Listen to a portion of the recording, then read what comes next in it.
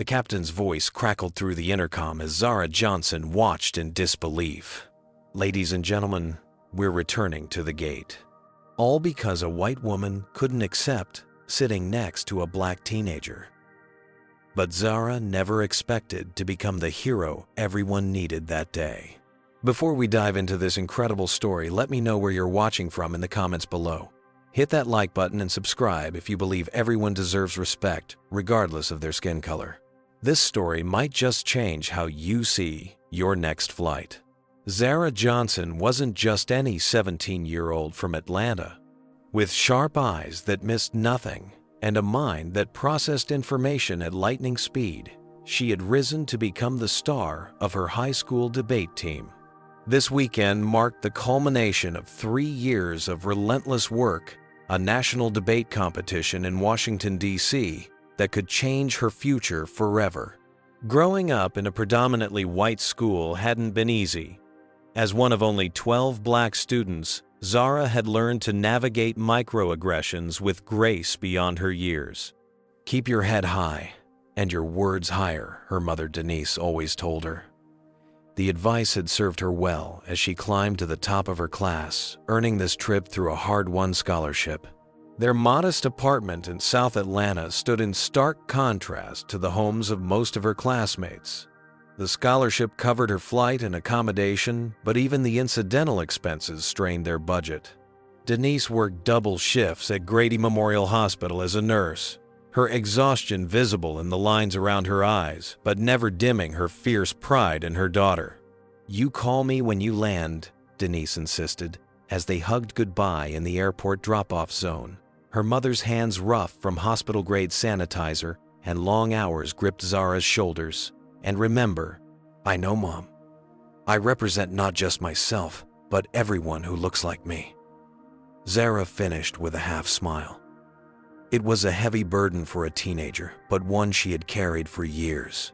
"And don't you forget it." Denise adjusted Zara's collar, a gesture from childhood that now made the teenager roll her eyes affectionately. "You're going to show those DC folks what Atlanta brilliance looks like." The goodbye lasted until the security officer waved impatiently. Zara joined the TSA line, passport and boarding pass ready. She noticed immediately how the white businessman in front of her sailed through with a cursory glance at his ID while the agent scrutinized her documentation with exaggerated care. "Step aside for additional screening, please," the agent said, not meeting her eyes. Zara bit back the question of why she'd been selected when she had followed every rule meticulously. She knew the answer. 20 minutes and one invasive pat-down later, Zara finally reached her gate just as priority boarding began. At least her Group A boarding pass meant she could settle in early. Walking down the jet bridge, she mentally reviewed her opening arguments, focusing on the case law that would form the backbone of her constitutional debate position. Row 14, window seat A. Perfect. Zara stowed her backpack under the seat in front, keeping her debate notes and tablet accessible. The meticulous organization gave her a sense of control. Color-coded tabs on her research, highlighted precedents, and a carefully structured outline. She plugged in her earbuds and queued up her pre-debate playlist, a mixture of Kendrick Lamar for confidence and classical piano for focus. Looking around, Zara noted the predominantly white business travelers with their tailored suits and easy confidence. A prickle of unease ran through her, the familiar feeling of being visibly different. She squared her shoulders and returned to her notes. The competition mattered more than momentary discomfort. The middle and aisle seats beside her remained empty as boarding continued. Zara allowed herself to hope for extra space, a small luxury that would make the 2-hour flight more comfortable. She was deep in constitutional precedent review when a loud voice from the front of the cabin broke her concentration. "Absolutely ridiculous. Do you know who I am? This is why I never fly these budget airlines." The voice cut through the ambient hum of boarding like a knife. Zara glanced up to see a woman in her mid-40s sweeping down the aisle, designer handbag swinging from her elbow and phone pressed to her ear. Her highlighted blonde bob swung with each emphatic headshake. as she continued her loud phone conversation. "I'm usually in first class on Delta Emily. This is what happens when the company cuts travel expenses, practically flying coach like some intern." Patricia Whitfield, though Zara didn't know her name yet, paused beside row 14, checking her boarding pass with a frown that deepened the lines between her eyebrows. She wore the kind of casual luxury that signaled money: a cream cashmere sweater, designer jeans, and leather loafers that cost more than Zara's entire debate wardrobe. "I'll call you back," she snapped into the phone before fixing her gaze on the elderly man already settled in the aisle seat. "Excuse me, I believe I have the middle seat here." The man, who Zara would soon learn was Gerald Cooper, a retired history professor with arthritic knees, looked up kindly but firmly. "Yes, ma'am. I'm in the aisle seat 14C. Patricia's lips thinned as she looked from Gerald to Zara and back again. "Would you mind switching to the middle? I have claustrophobia and need the aisle access." Gerald shifted uncomfortably. "I'm sorry, but I specifically booked the aisle seat for my knee condition. I need to stretch it periodically during the flight." Something flashed across Patricia's face, irritation mingled with disbelief that her request had been denied. Wordlessly, she hoisted her designer bag into the overhead compartment, movements sharp with annoyance. "Fine," she said, though it clearly wasn't. She turned her attention to Zara, eyes narrowing slightly as they landed on the debate materials. "Would you mind moving to the middle seat? I need to see out the window for my vertigo." Zara, who had been quietly observing the exchange, looked up with calm politeness. "I'm sorry, but I have the window seat. It's right here on my boarding pass." She held up the document as evidence. Patricia's eyebrows rose. "Surely it doesn't matter where exactly you sit. I need the window for medical reasons."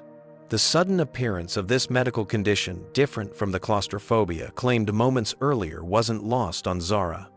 "I specifically selected this seat so I could review my materials against the wall. I have a competition in DC." Patricia's gaze hardened. "Listen, young lady, I don't think you understand how these things work. I'm a platinum member with over 100,000 miles this year alone.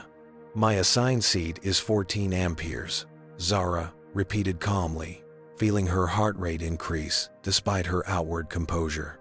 "I'm happy to help flag down a flight attendant if you'd like to see if there are any window seats available elsewhere." "Unbelievable," Patricia muttered loud enough to be heard. "They really don't teach certain people manners anymore." The coded language hung in the air between them. Gerald shifted uncomfortably in his aisle seat, glancing between them.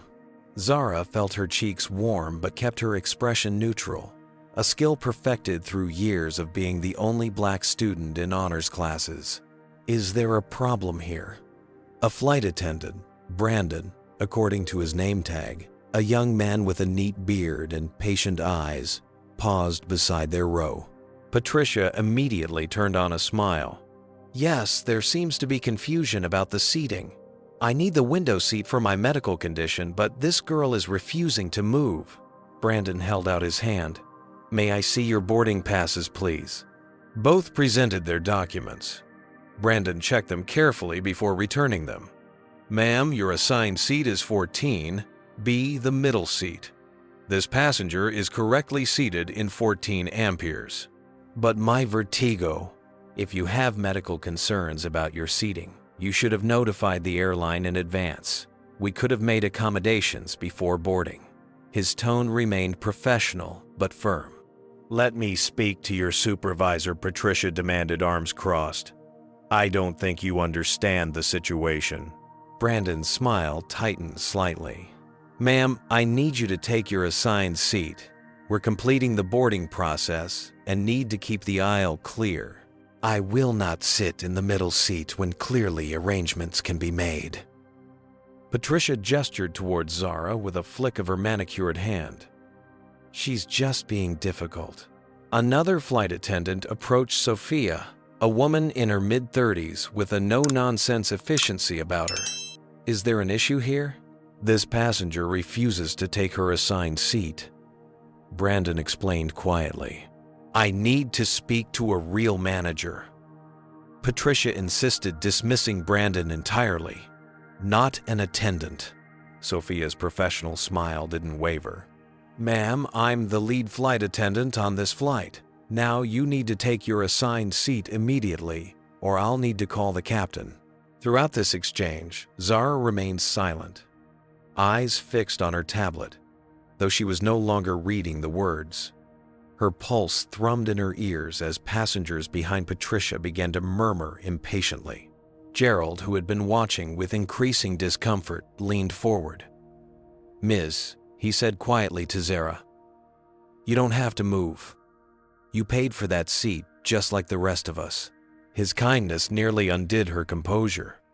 Zara nodded minutely, grateful for the allyship, but increasingly aware of the spectacle forming around her.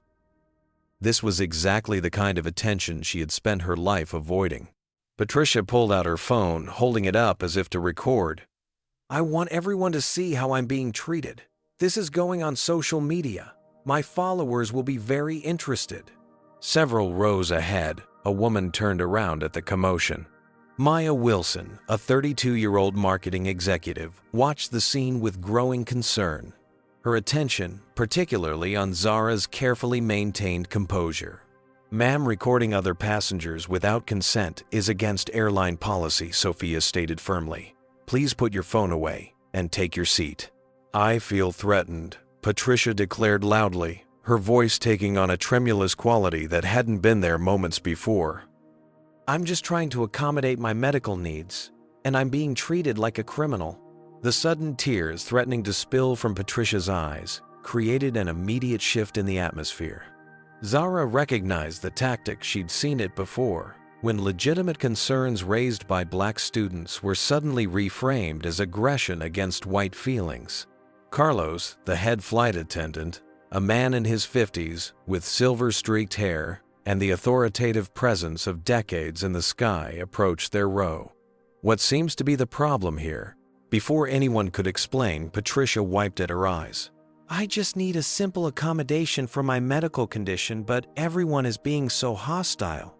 Carlos surveyed the situation, noting the growing line of passengers waiting to board, the flight attendants' tense postures and Zara's rigid stillness. We need to resolve this immediately, he said, his tone leaving no room for argument. The flight is nearly full, but we need to get everyone seated. The standoff in row 14 had now become the focal point of the entire aircraft. Patricia remained standing in the aisle, one hand clutching the headrest of the seat in front of Zara, the other still holding her phone despite Sophia's warning. Ma'am, this is your final opportunity to take your assigned seat. Carlos said, his voice low enough that only those in the immediate vicinity could hear. If you continue to disrupt the boarding process, I'll be forced to involve the captain. I have rights, Patricia insisted, her volume increasing to ensure others heard. I'm a loyal customer facing discrimination from your staff, and this girl who refuses a simple courtesy. The deliberate avoidance of looking directly at Zara while talking about her didn't go unnoticed by those watching. Several passengers exchanged uncomfortable glances. Miss Johnson is in her correctly assigned seat, Brandon reiterated, using Zara's name pointedly. She has every right to remain there. It's just a seat. Patricia's voice rose further.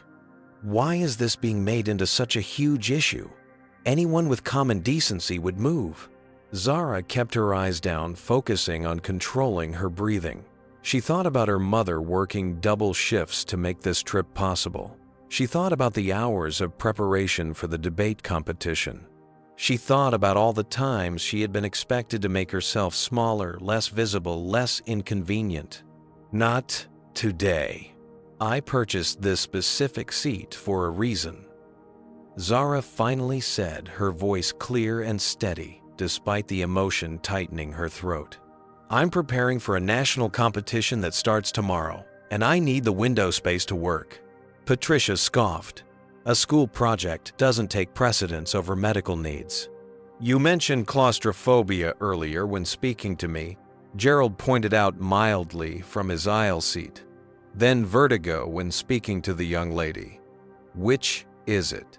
Patricia's cheeks flushed. I don't have to explain my private medical information to you. But you expect accommodation without verification, Sophia noted. The flight was now running behind schedule. Passengers still waiting to board were being held in the jet bridge, and those already seated were beginning to shift restlessly. Maya Wilson, who had been watching from a few rows ahead, stood up. "Excuse me," she called to Carlos. "I have a window seat in row 8, if that would help resolve this situation." Carlos looked relieved at the potential solution. "Thank you, ma'am. Would that work for you?" he asked Patricia. Patricia's eyes darted to Maya, another black woman professional in a tailored blazer, and her expression soured further.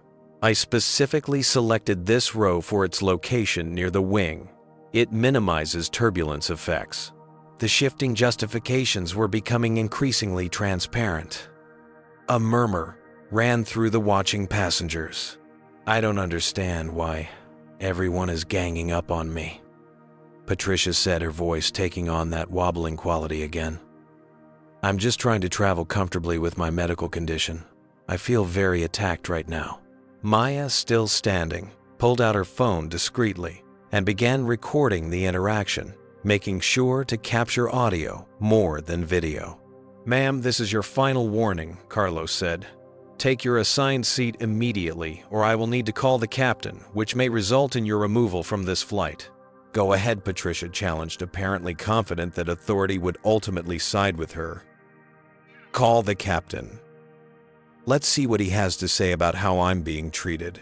Carlos stepped away to use the cabin phone while Sophia and Brandon remained nearby, ensuring the situation didn't escalate further. Gerald turned slightly in his seat to face Zara. "You're doing the right thing, standing your ground," he said quietly. "When I was young in the 60s, I saw too many people give up their rights just to keep peace." His words strengthened Zara's resolve. This wasn't just about a seat assignment anymore. It was about the constant expectation that she would inconvenience herself to accommodate others who wouldn't do the same for her. Carlos returned moments later, his expression grave. "The captain has been informed of the situation. He's requested that everyone take their assigned seats immediately so we can depart." Patricia smiled triumphantly. "Well, there we have it." She turned expectantly to Zara. "Ma'am, that includes you in seat 14. B." Carlos clarified firmly. Patricia's smile faltered. "This is ridiculous. I've been flying this airline for 20 years. Does customer loyalty mean nothing?" "Loyalty doesn't entitle anyone to take another passenger's assigned seat," Carlos responded evenly. The standoff continued for another tense minute before Carlos made a decision. "In the interest of getting this flight departed, we have a temporary solution." He turned to Zara with an apologetic expression. "Miss, would you be willing to move to an empty middle seat in row 21 just until we're in the air?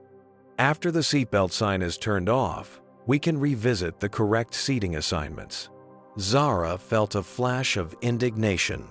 She was being asked to move despite being in the right solely to appease an unreasonable passenger. But she also saw the strain on Carlos's face, the line of waiting passengers, and felt the weight of dozens of eyes on her. "Just until we're in the air," she confirmed, her voice smaller than she would have liked. "Yes, ma'am. I give you my word," Carlos promised. With reluctance evident in every movement, Zara gathered her debate materials and stood. As she edged past Patricia, who made no effort to step aside, she caught the triumphant smirk that flickered across the older woman's face. "Thank you for being reasonable," Patricia said with honeyed-in sincerity as she slid into the window seat that rightfully belonged to Zara. Maya Wilson, still watching from row 8, shook her head in disgust and continued her discreet recording. This wasn't over. Zara made her way to row 21, aware of the sympathetic glances from some passengers and the averted gazes of others. The middle seat waited between a man deeply engrossed in his laptop and a woman already pretending to be asleep against the window, a strategy Zara recognized as the universal signal for "don't talk to me." Settling into the cramped middle seat, Zara tried to organize her debate materials in the reduced space. Her carefully color-coded system now felt chaotic as she balanced her tablet on her knees and tucked her notes into the seat pocket. The pressure behind her eyes threatened tears, but she refused to give in to that emotion. Not here. Not now. From 20 rows back, she couldn't see Patricia, but the injustice of the situation burned in her chest. She had done everything right, purchased the correct ticket, boarded when called, remained polite in the face of rudeness, and still ended up displaced. The familiar pattern felt like a weight pressing down on her shoulders. The plane began pushing back from the gate. "Flight attendants prepare for departure," the captain's voice announced over the intercom. At least they were finally moving, Zara thought. Soon enough, she would reclaim her proper seat. Up in row 14, Patricia settled comfortably into the window seat, placing her designer handbag where Zara's debate materials had been. She turned to Gerald with an artificial smile. That worked out for everyone, didn't it? Some people just need to learn how the real world works. Gerald, a 74-year-old retired professor who had marched with Dr. King in his youth, regarded her with undisguised disapproval. "What exactly do you mean by that statement?" Patricia waved a dismissive hand. "Just that certain people need to understand there's a hierarchy. Those of us who contribute more to society deserve certain considerations." "Contribute more?" Gerald echoed, eyebrows raised. "And how exactly have you determined that young woman's contributions?" Patricia lowered her voice, leaning slightly toward Gerald. "Let's be honest. We know what kind of person she is. Probably on some diversity scholarship expecting everything handed to her." What Patricia didn't realize was that Maya Wilson, though seated several rows ahead, had positioned her phone to continue recording audio. The latest comments came through with perfect clarity. Then Patricia made a fatal mistake. Thinking she was speaking privately to a potentially sympathetic ear in Gerald, she muttered a racial slur under her breath, followed by, "Need to remember their place." Gerald recoiled visibly.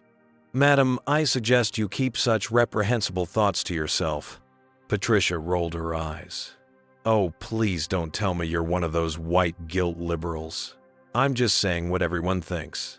Maya stopped the recording and immediately flagged down Brandon as he passed her row for the pre-takeoff check. "Excuse me," she said quietly. "I need to share something important with you and the other flight attendants before we take off." Brandon paused. "Ma'am, we're about to depart. Can it wait until we're in the air?" "No," Maya said, firmly keeping her voice low. "It concerns a serious incident of racial discrimination that just occurred. I have it recorded." Brandon's professional demeanor shifted slightly, revealing concern beneath. "I'll get Carlos." The plane continued taxiing toward the runway as Carlos made his way to Maya's seat. She quickly explained what she had captured and played a short clip of the audio. Carlos's expression darkened as he listened to Patricia's slur. "I need to inform the captain immediately," he said, moving quickly to the cabin phone. What happened next surprised everyone. The plane, which had been steadily moving toward the runway, suddenly slowed and then stopped completely. The captain's voice came over the intercom. "Ladies and gentlemen, this is your captain speaking. We have a situation that requires our attention. We will be returning to the gate momentarily. Please remain seated with your seatbelts fastened. Flight attendants, prepare the cabin for arrival." A collective groan rose from the passengers, followed by confused murmurs. In row 21, Zara looked up from her cramped workspace, puzzled by the announcement. As the plane slowly turned around, Brandon approached row 14. "Ma'am," he addressed Patricia with cold professionalism, "when we return to the gate, you'll be asked to deplane." Patricia's expression shifted from confusion to indignation. "What? Why would I be deplaned?" We've received evidence of behavior that violates our airline's non-discrimination policy, Brandon stated. The captain has made the decision that you will not be traveling with us today. Evidence. What evidence? Patricia's voice rose sharply. This is outrageous. I demand to speak to the captain. The captain is currently operating this aircraft, Brandon replied. Airport security will meet us at the gate to discuss the matter further. The murmurs in the cabin grew louder as passengers realized something significant was happening.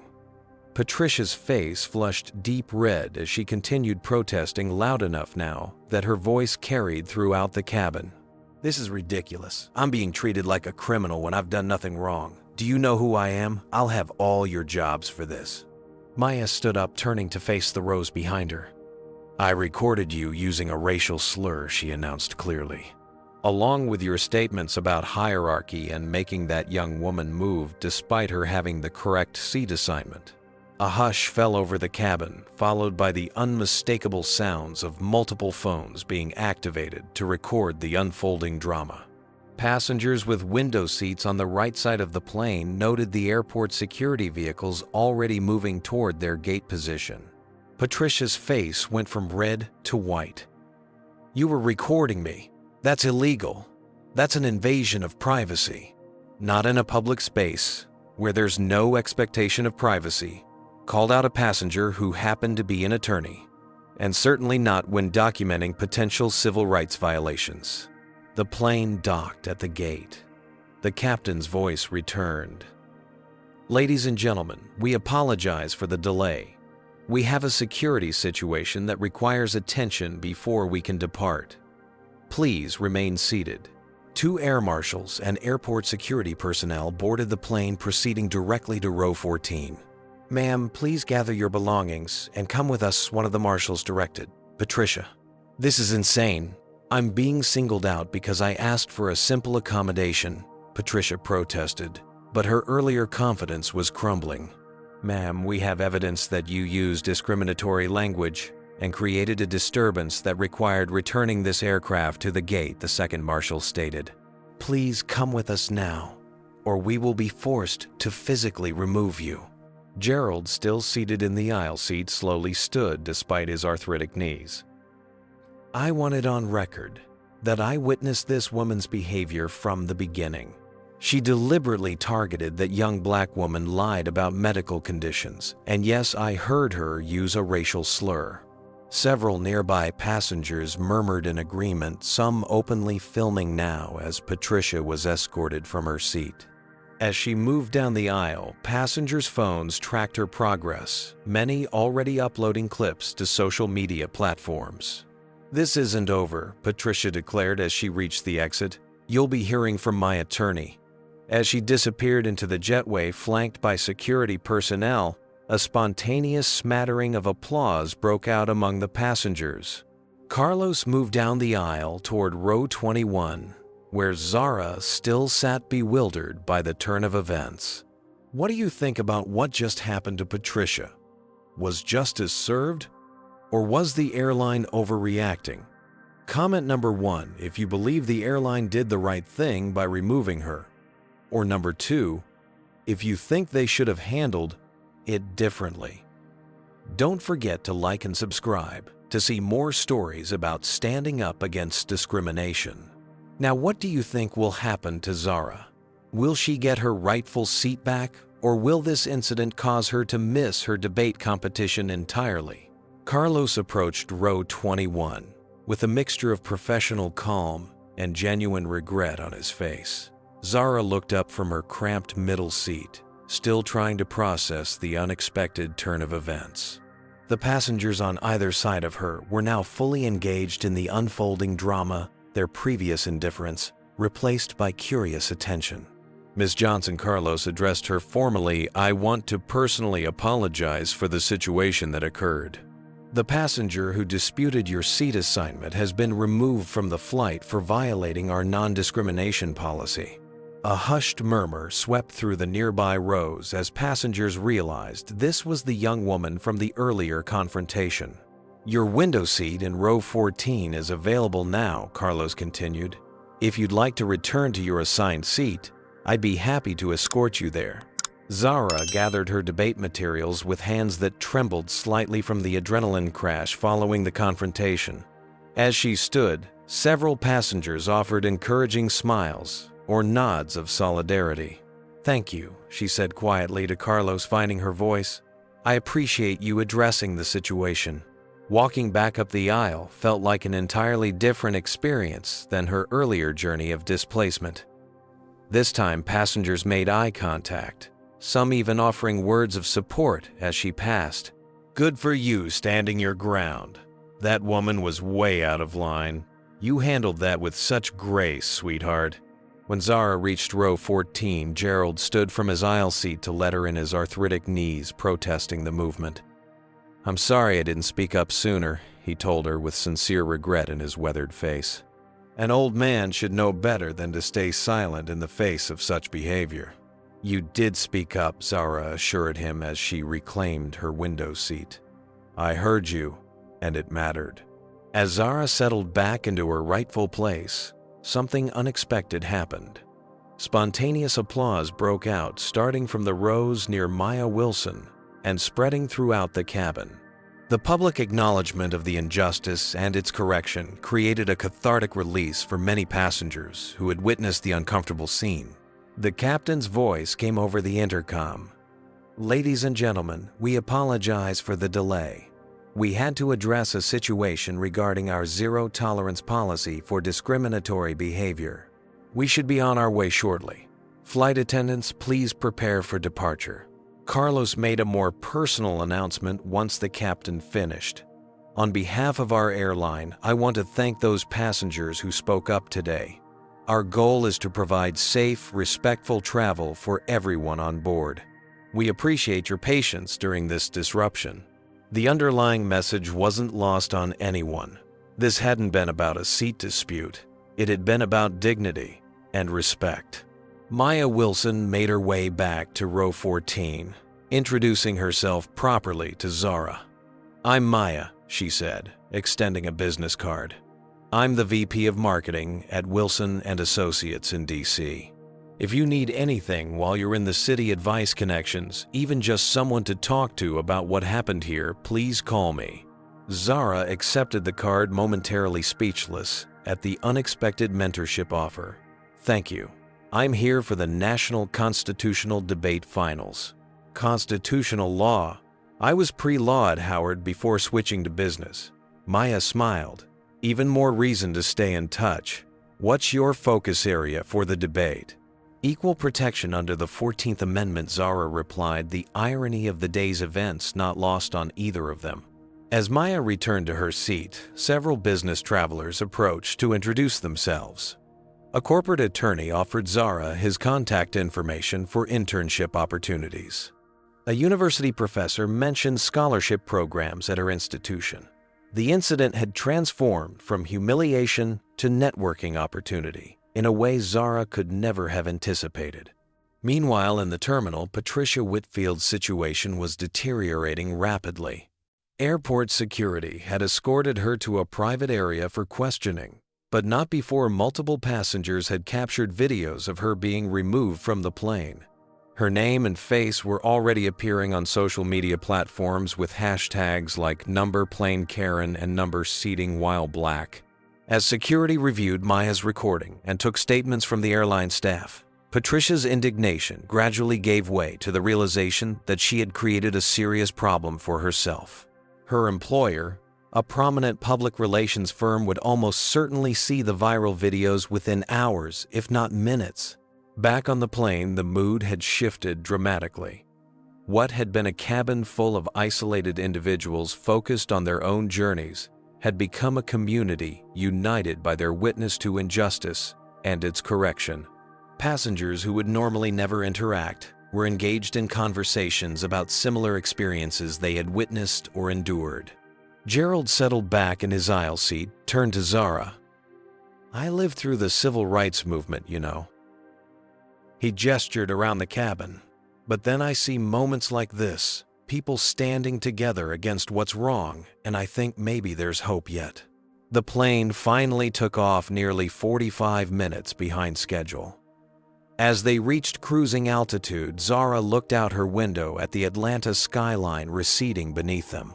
She thought about her mother, who would be finishing her shift at the hospital now, unaware of the drama her daughter had just experienced. Carlos appeared beside their row, accompanied by Sophia. "Miss Johnson," he said formally, "the captain has authorized a gesture of goodwill in recognition of the inconvenience you experienced today." He handed her a voucher for a complimentary first-class upgrade on her return flight and a meal voucher for this one. The airline doesn't typically offer compensation for passenger-to-passenger conflicts, Sophia added quietly, but this was clearly about more than that. "We're truly sorry."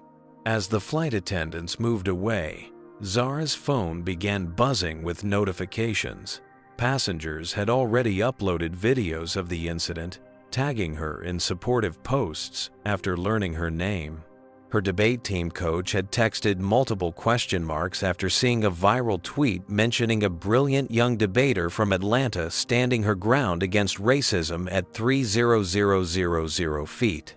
The story was taking on a life of its own, spreading across platforms with the speed only social media can generate. In the terminal, Patricia was discovering this reality as her own phone exploded with messages from friends who had recognized her in the videos.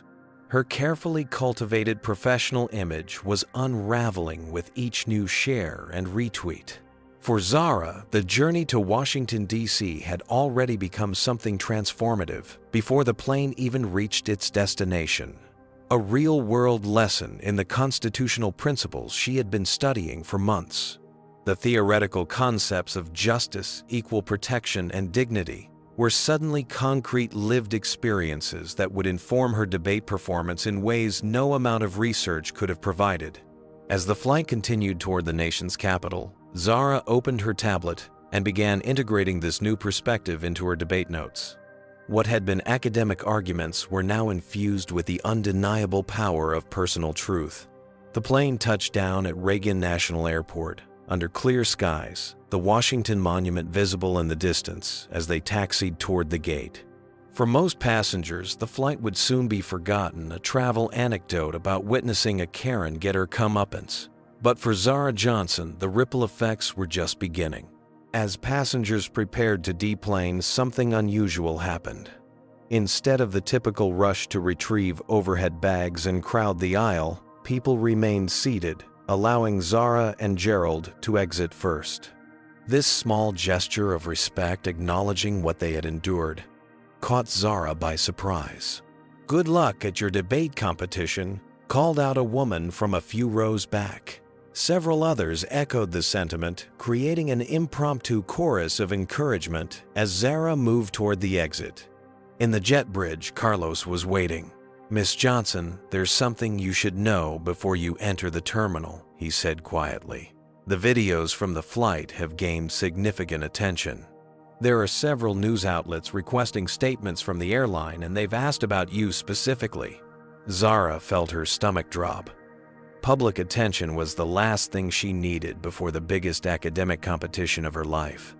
"I don't want to talk to reporters," she said immediately. "I'm here for my debate competition, not to become a story." Of course, Carlos nodded. "Our media relations team is handling the formal statements.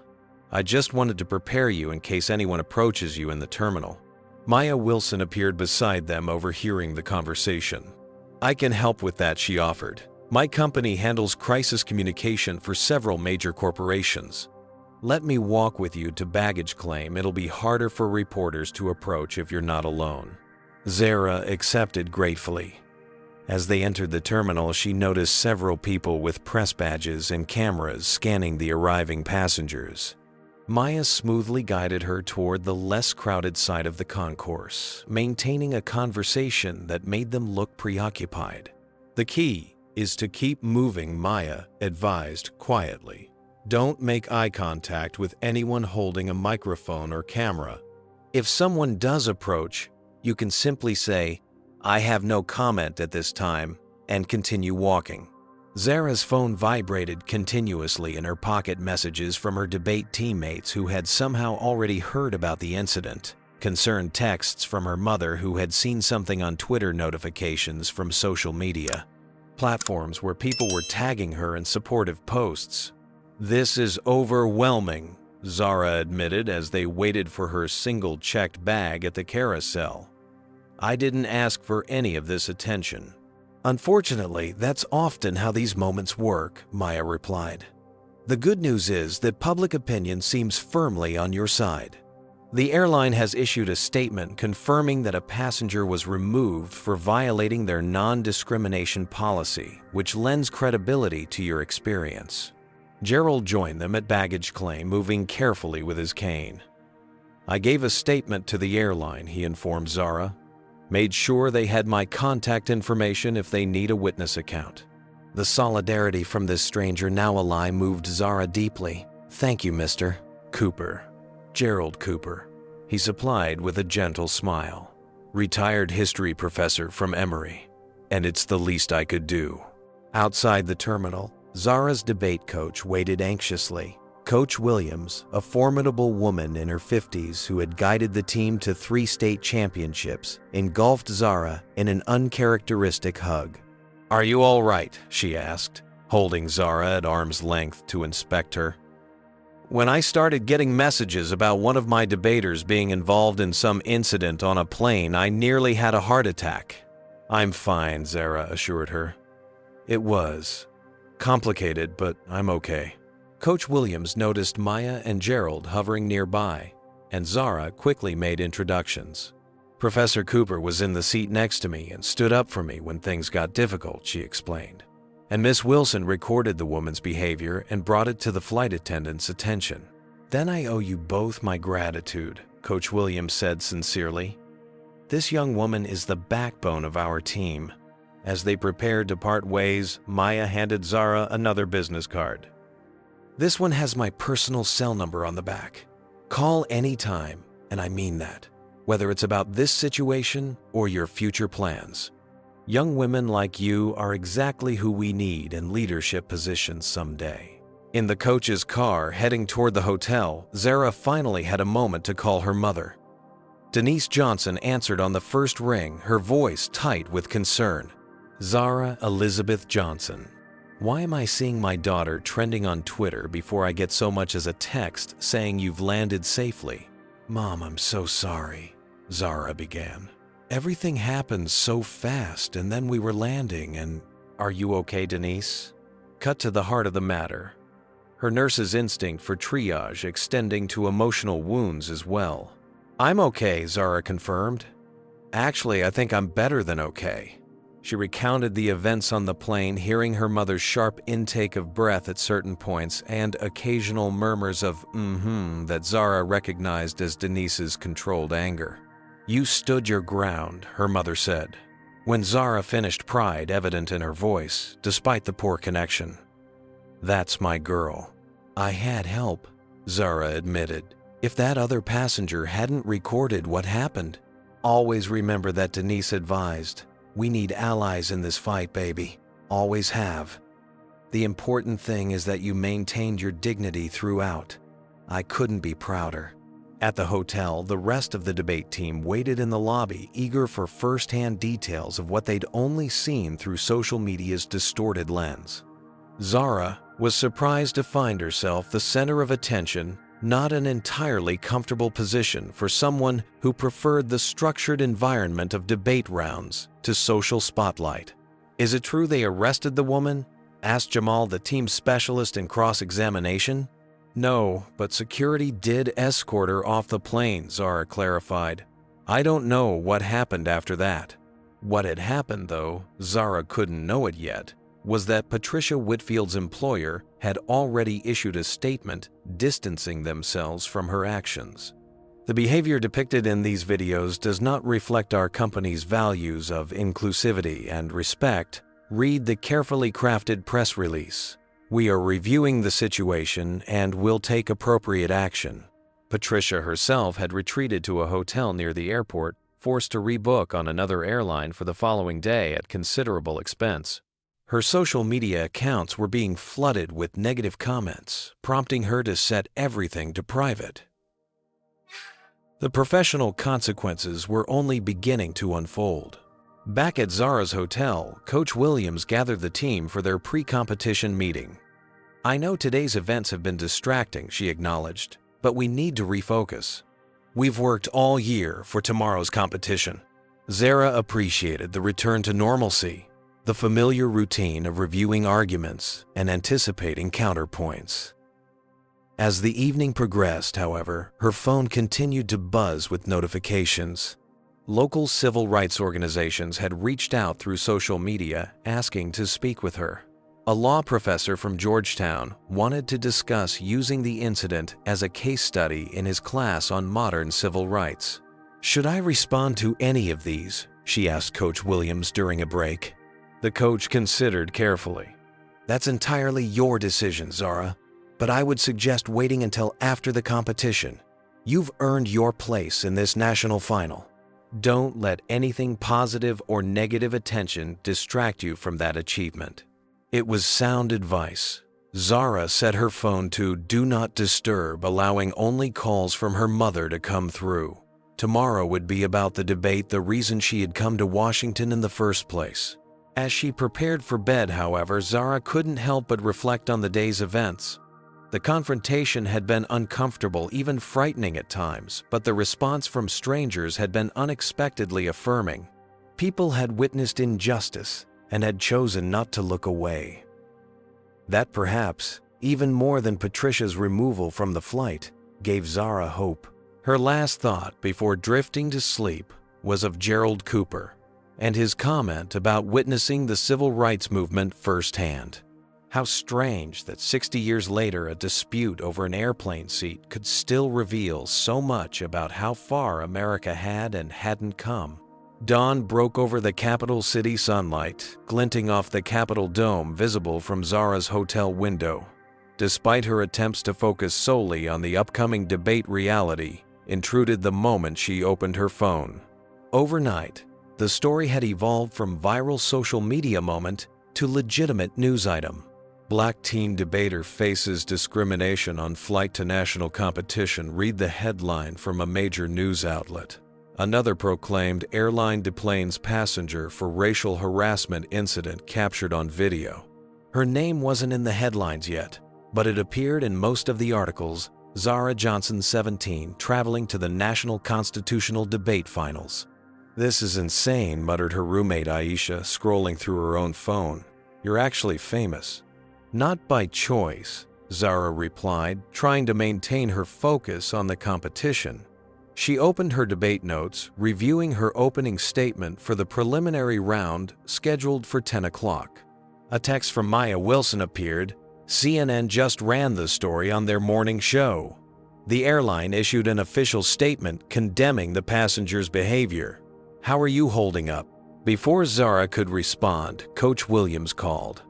"There's a situation in the lobby," she said without preamble. "A reporter from the Post is here asking for you, and I think I spotted a camera crew outside." "What should I do?" Zara asked, panic rising. Public speaking in a structured debate setting was one thing. Facing the unpredictable questions of journalists was entirely another. "Stay in your room. I'm coming up with a hotel security escort to bring you through the service entrance.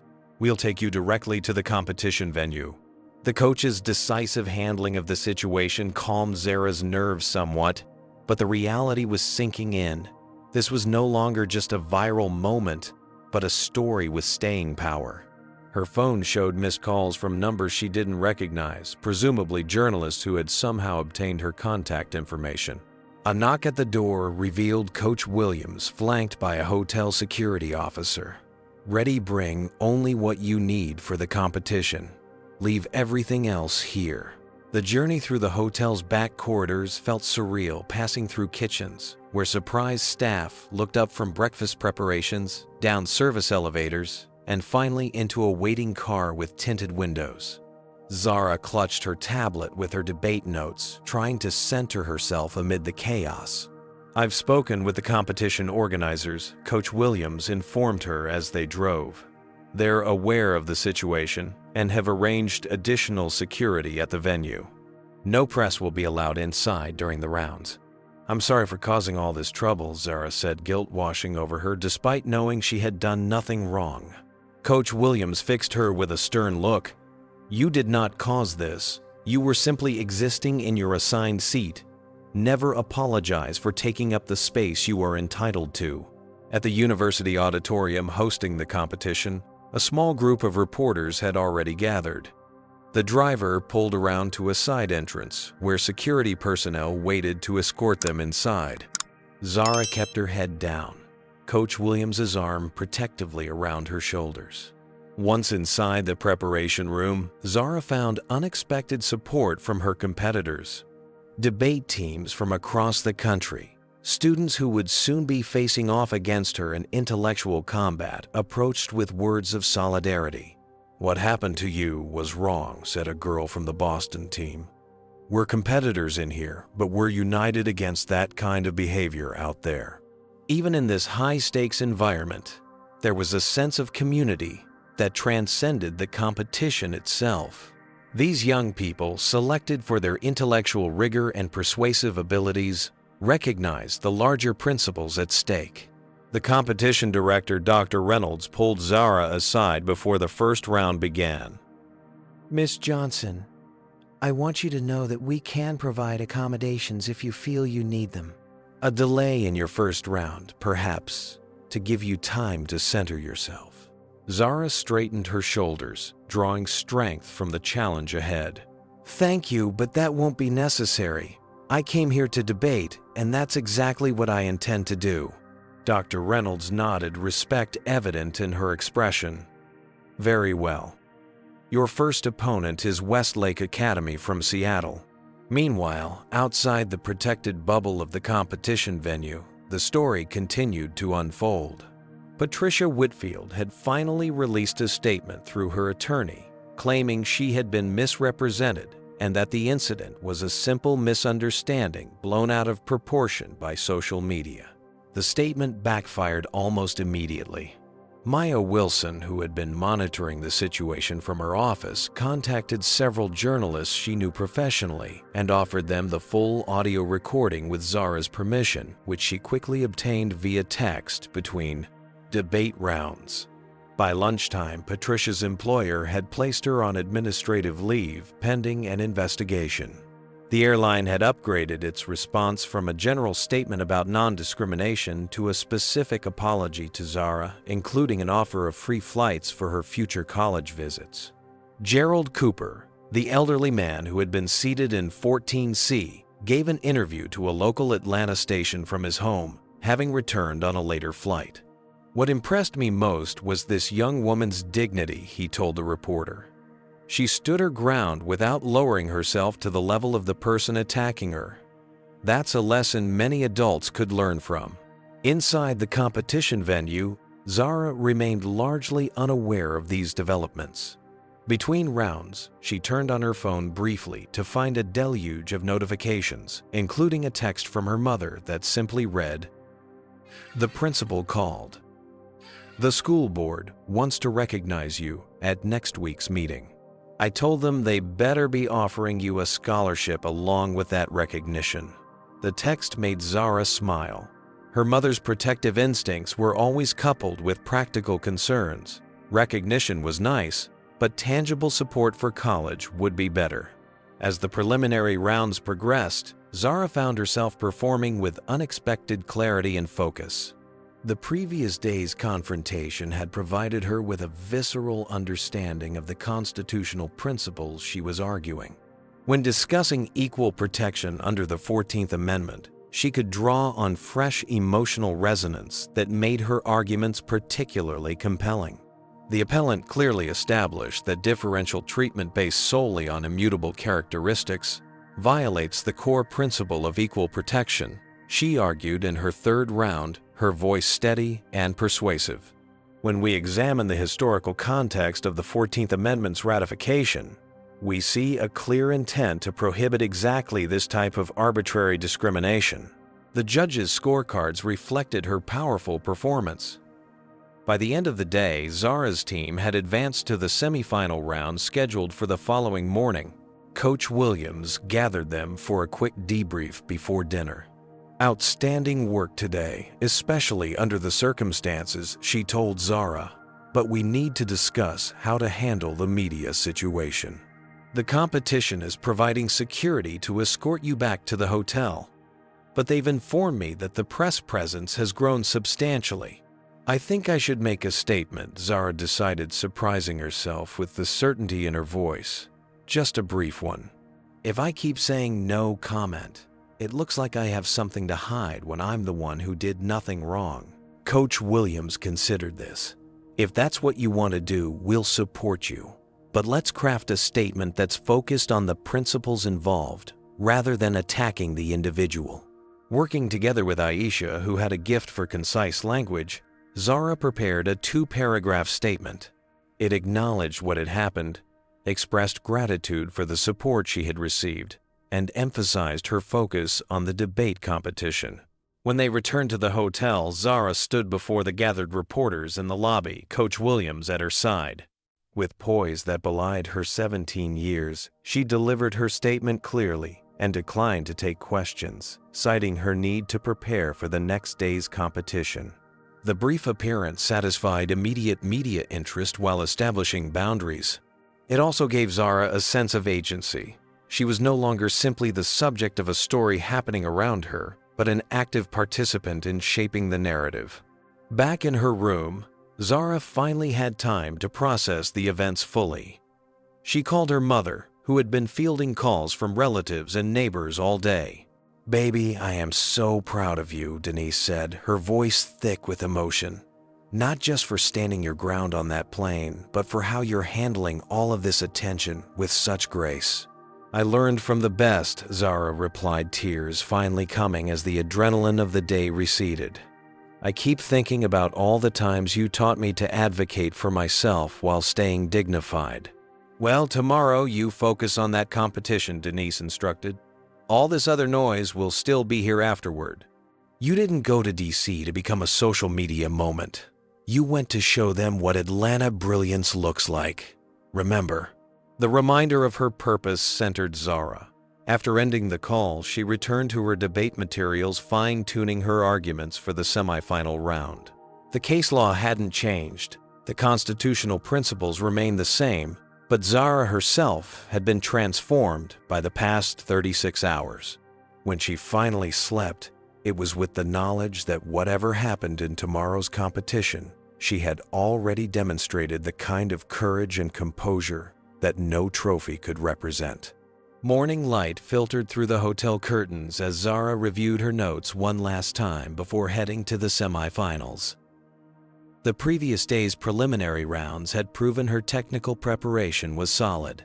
Today would test not just her knowledge, but her ability to maintain focus amid unprecedented personal circumstances. Aisha emerged from the bathroom already dressed in her competition blazer. "Social media's still blowing up about your plane incident," she reported, scrolling through her phone.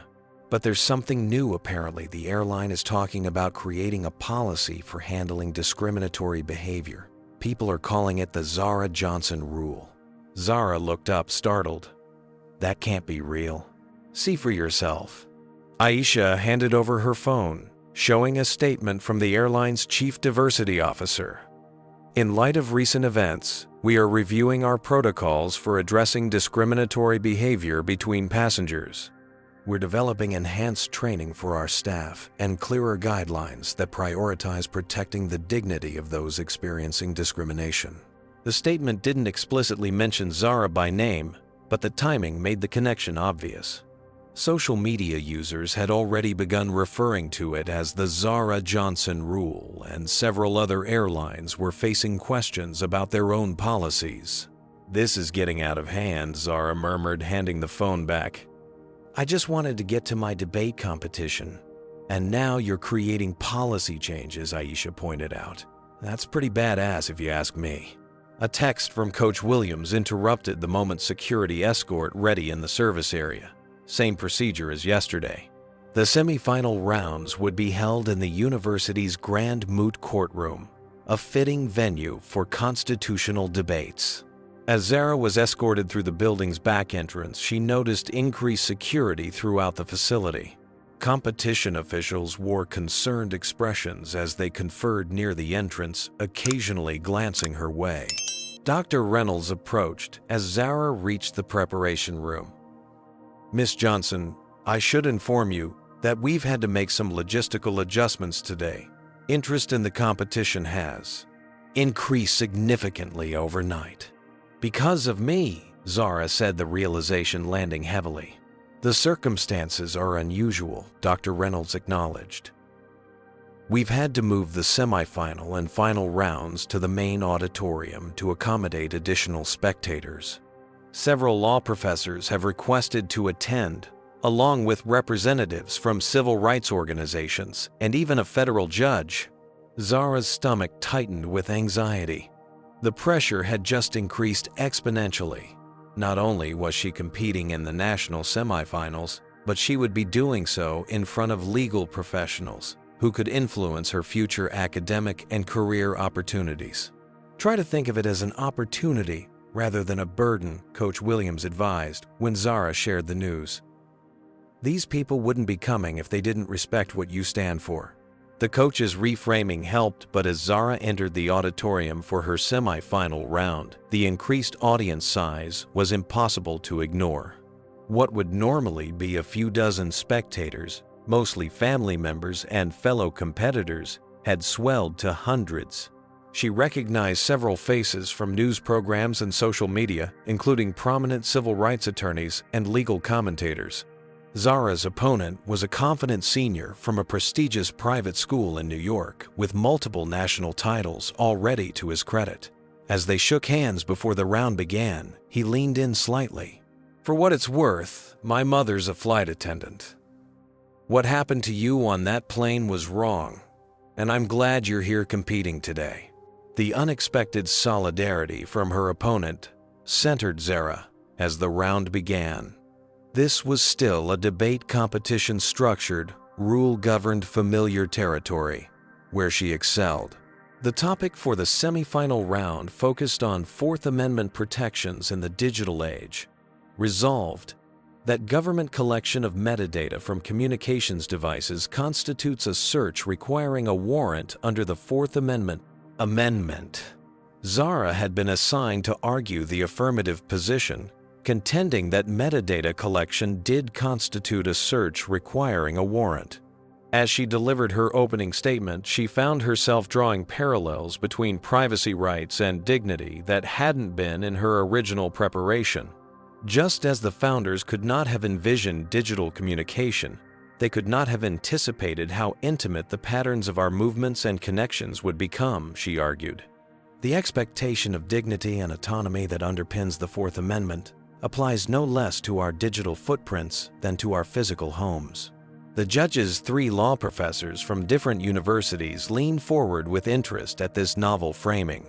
Zara's personal experience with dignity and autonomy being challenged had infused her constitutional arguments with a conviction that transcended academic exercise. During cross-examination, her opponent pressed her on precedent. The Supreme Court has consistently held that information voluntarily provided to third parties loses Fourth Amendment protection. How do you reconcile this third-party doctrine with your position on metadata? Zara didn't hesitate. The doctrine developed in an era when sharing information with a third party was a conscious choice with limited scope. Our digital footprints today are not meaningfully voluntary in the same sense they're an unavoidable consequence of participating in modern society. The court's reasoning in Carpenter v. United States acknowledges this reality, recognizing that some digital information deserves Fourth Amendment protection despite the third-party doctrine. Her confident citation of recent precedent earned approving nods from the judges. As the round progressed, Zara felt herself performing at a level she had never quite reached before, connecting constitutional principles to lived reality with a fluidity that made abstract legal concepts feel immediate and vital. When the results were announced an hour later, Zara's team had advanced to the final round.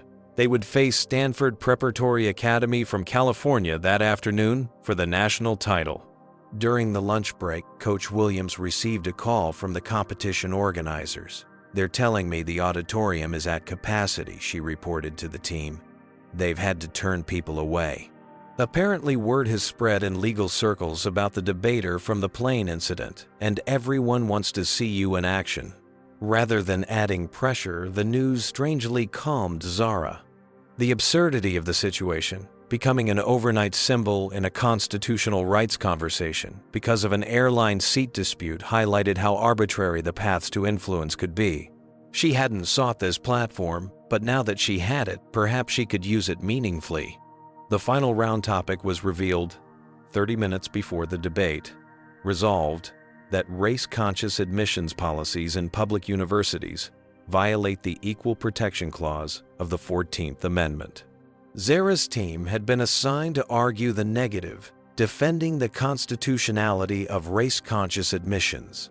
It was a controversial topic with significant real-world implications, especially for students like Zara approaching college applications. "This isn't just about constitutional interpretation," Zara told her teammates as they prepared. "This is about the real-world impact of these policies on students' lives and opportunities. We need to make that reality clear to the judges." The auditorium fell silent as the final round began. Camera phones lifted throughout the audience. Despite the competition's usual restrictions on recording a rule the organizers had apparently decided not to enforce given the unusual circumstances. Zara's opening statement acknowledged the sensitivity of the topic. The 14th Amendment's Equal Protection Clause was enacted specifically to address the systematic oppression of formerly enslaved people, she began. To now interpret it as prohibiting measured efforts to address persistent educational inequalities would be a perversion of its original purpose.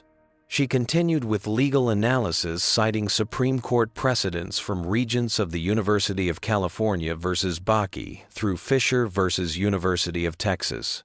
But it was in her conclusion that Zara connected constitutional principle to lived experience most powerfully.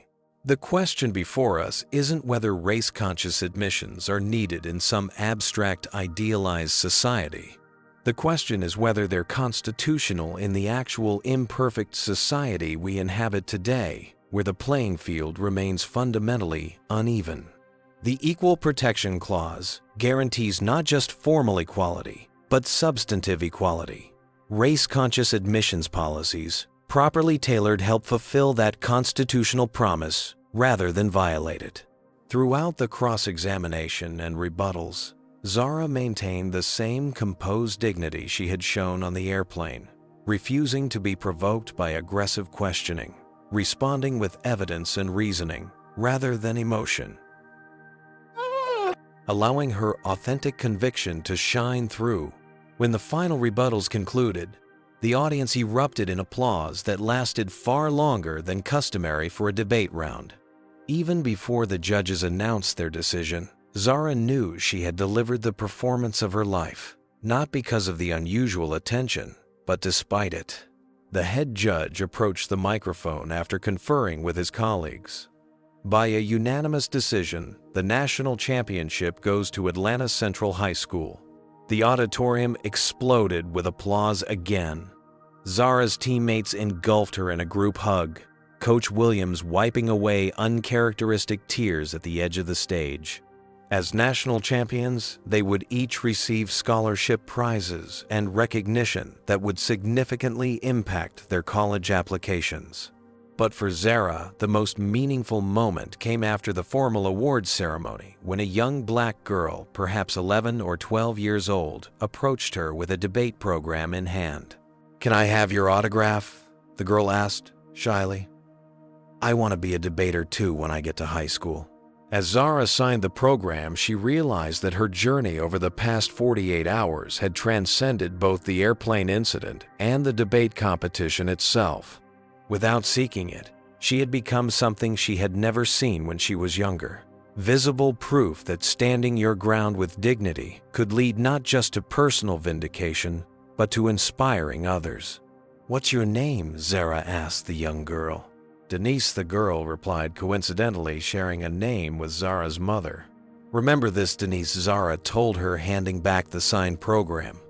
"Your voice matters. Use it even when people try to tell you it doesn't, especially then." As Coach Williams guided her away from the growing crowd of well-wishers, Zara checked her phone for the first time since that morning. Among the hundreds of notifications was a text from Maya Wilson. The airline just announced formal changes to their training and protocols for handling discrimination incidents. They're calling it the Passenger Dignity Initiative, but everyone knows it's because of you. You've created real change, Zara. For the first time since the incident began, Zara felt not just vindication, but a sense of purpose in what had happened. What had started as a simple refusal to give up her rightful seat had catalyzed changes that might help others facing similar situations. As they left the competition, venue media representatives waited outside, this time with the championship trophy in hand and the confidence of her performance buoying her. Zara decided to answer a few questions, not about the airplane incident specifically, but about the connections between constitutional principles and everyday dignity. "The Constitution isn't just something we debate in competitions," she told a reporter from the Washington Post. "It's a living document that should protect every American's right to be treated with basic human dignity, whether in a courtroom, a classroom, or yes, on an airplane." That's what I was arguing for today, both in the competition and in how I've tried to handle this unexpected attention. The quote would appear in the next day's paper alongside a photograph of Zara holding the championship trophy with her teammates, a 17-year-old who had turned adversity into advocacy and found her voice in the process. 3 months after the National Debate Championship, Zara Johnson sat in an unfamiliar setting, a congressional hearing room on Capitol Hill. Sunlight streamed through tall windows, illuminating the polished wood of the witness table, where she now sat adjusting the microphone nervously. "State your name for the record, please," requested Congresswoman Eleanor Hayes, chair of the House Transportation Subcommittee on Consumer Protection. "Zara Elizabeth Johnson," she replied clearly, the microphone amplifying her voice throughout the chamber. "Ms. Johnson, thank you for joining us today as we examine discrimination in commercial air travel. Your experience has become something of a catalyst for this conversation. Would you share briefly what happened to you on that flight to Washington, D.C. 3 months ago?" Taking a deep breath, Zara recounted the events, the confrontation over her assigned seat, the racial undertones of Patricia Whitfield's comments, the initial displacement despite being in the right, and ultimately the airline's decision to remove Patricia from the flight after evidence of explicit racial slurs emerged. "But this hearing shouldn't be about just my experience," Zara concluded.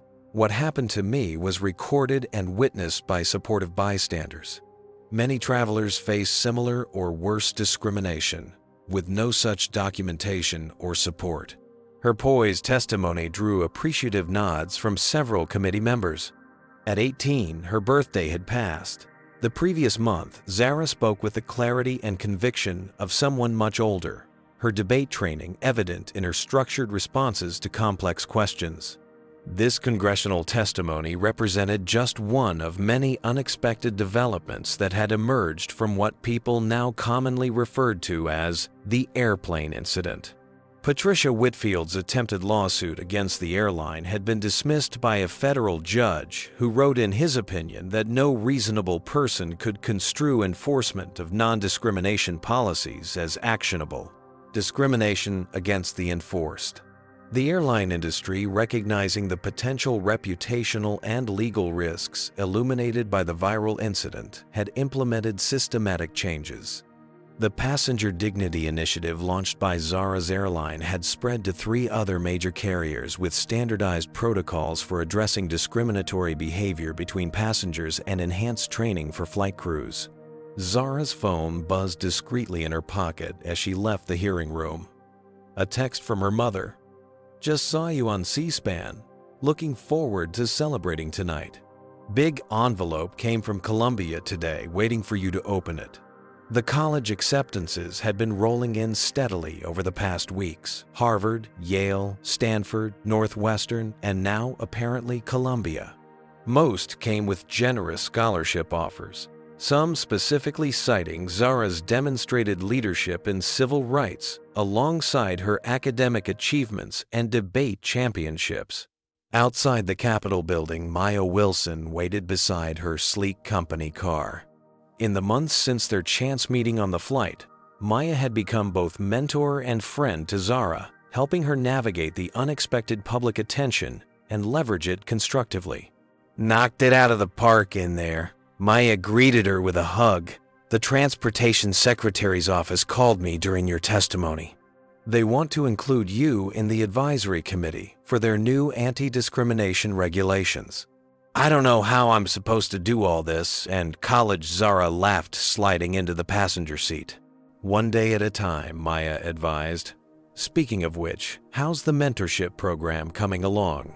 The Seat at the Table mentorship initiative had been Zara and Maya's joint creation, connecting young Black students interested in debate, law, and advocacy with professionals in those fields. What had started as a small pilot program in Atlanta had expanded to 3 additional cities with corporate sponsorship secured for the coming year. We've matched 37 students with mentors so far, Zara reported proudly. And Gerald is coming to speak at our launch event next month. Gerald Cooper, the elderly man who had been seated beside her on that fateful flight, had become an unexpected part of Zara's expanding circle. His perspective as someone who had witnessed the civil rights movement firsthand provided historical context that resonated deeply with the young participants in their program. Have you decided on Columbia? Maya asked. As they navigated through D.C. traffic, their human rights law program is exceptional. I'm still weighing options, Zara admitted. Mom wants me closer to home, but these scholarship offers change the equation significantly. The financial landscape had indeed transformed dramatically for the Johnson family. Beyond college scholarships, Zara had received speaking engagement offers, a book deal proposal for a young adult memoir, and most significantly, a substantial settlement from the airline, not for the incident itself, but for their initial failure to enforce her seating rights properly. Denise Johnson had been able to reduce her nursing shifts from double to single, returning to school part-time to complete her long-deferred bachelor's degree in nursing. The apartment where Zara had grown up now had a proper study space with a new computer and reliable internet connection, luxuries that had once seemed out of reach. As Maya dropped her at the hotel, Zara checked her schedule for the evening. Before dinner with her mother, she had a video call with the National Debate Association's Diversity Committee. Following the attention brought by her case and championship win, they had invited her to help develop initiatives to increase participation from underrepresented communities. What began as discrimination on an airplane has somehow turned into me helping shape policy in multiple organizations, Zara marveled to Maya. It still feels surreal. That's how change often happens, Maya replied. Not from careful planning, but from someone standing their ground when it would have been easier not to. Later that evening, after opening the thick acceptance package from Columbia with a presidential scholarship that would cover full tuition plus expenses, Zara and her mother celebrated at a restaurant that would have been unaffordable just months earlier. I'm so proud of you, Denise said, raising her glass in a toast. Not just for all this success, but for how you've handled it. You haven't let it change who you are. I've absolutely changed, Zara disagreed gently. I'm more confident now. I understand my own voice and its potential impact in a way I couldn't before. Denise smiled, recognizing the truth in her daughter's words. Changed for the better then. You've grown into yourself. The next morning, Zara headed to the airport for her flight back to Atlanta. The experience of air travel had transformed for her since the incident. Flight attendants occasionally recognized her, sometimes offering quiet words of appreciation for highlighting issues they had witnessed but felt powerless to address effectively. Today was different, however. As Zara settled into her seat, a window seat, always her preference. Now, the flight attendant doing the pre-departure check paused beside her row. "Excuse me," she said quietly, leaning closer so other passengers wouldn't hear. "Are you Zara Johnson?" Zara nodded, preparing for the now familiar conversation about the incident. Instead, the flight attendant said something unexpected. "I just wanted to thank you. I've been flying for 12 years, and until the new policies were implemented, we had no clear guidance on handling discrimination between passengers.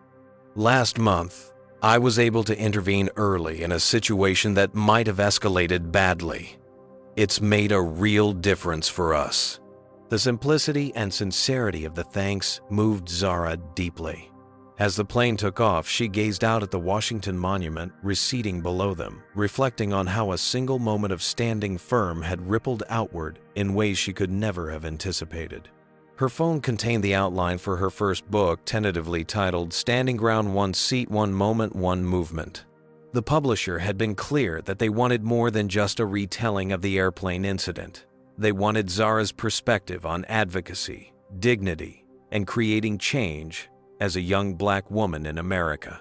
Looking down at the outline, Zara added a new note for the conclusion. Change doesn't always come from careful strategy or powerful positions. Sometimes it comes from simply refusing to move when moving would be easier than standing your ground. As the plane reached cruising altitude, Zara thought about all the seats she would occupy in the years ahead in college classrooms, in courtrooms, perhaps in policy discussions and community organizations. Each one represented not just personal achievement, but the opportunity to ensure others would find their rightful places too. The flight attendant's voice came over the intercom, reciting the familiar safety instructions. But to Zara's ears, they carried new meaning. Secure your own oxygen mask before assisting others. She had secured her own dignity that day on the flight to D.C., and in doing so had created space for others to breathe freely too. As the city of Atlanta came into view below, Zara felt a sense of completion. Her journey had come full circle from the airport where her mother had dropped her off with words of encouragement to this moment of return forever changed, but still fundamentally herself. The young woman who would step off this plane was no longer just a talented debater from Atlanta with dreams of law school. She was Zara Johnson, whose name was now associated with standing firm with dignity, with creating change from an ordinary airplane seat. The plane touched down smoothly, and as passengers prepared to disembark, the captain's voice came over the intercom one last time. "Ladies and gentlemen, welcome to Atlanta. Thank you for flying with us today." Zara smiled to herself. Yes, she thought. Thank you for the flight that changed everything. Zara's journey teaches us that dignity isn't just a concept, but a practice that requires courage. When faced with discrimination, standing your ground might be uncomfortable, but it can spark meaningful change beyond your individual situation. The support Zara received reminds us that allies matter. People like Maya, who recorded the evidence, Gerald, who offered moral support, and countless strangers who refused to remain silent witnesses. This story also highlights how systemic change often begins with personal boundaries. Zara didn't set out to create airline policy reforms or inspire mentorship programs. She simply refused to surrender her rightful seat. Yet that single act of resistance rippled outward, transforming not just her life, but creating pathways for others. Perhaps most importantly, Zara's experience demonstrates that justice sometimes requires documentation. Without Maya's recording, Patricia's behavior might have gone unchallenged. In today's world, technology provides powerful tools to expose discrimination that once remained hidden.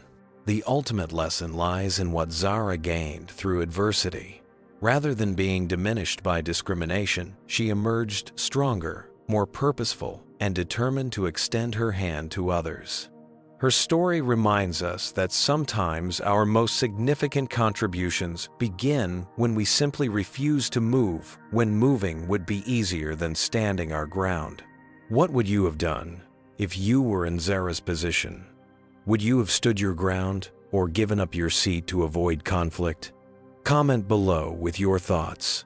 If this story moved you or made you think differently about standing up for what's right, please like and subscribe to see more stories of everyday courage. Share this with someone who might need encouragement to take their rightful place in the world. Thank you for joining me on this journey. Until next time, remember that sometimes the smallest acts of dignity create the biggest waves of change.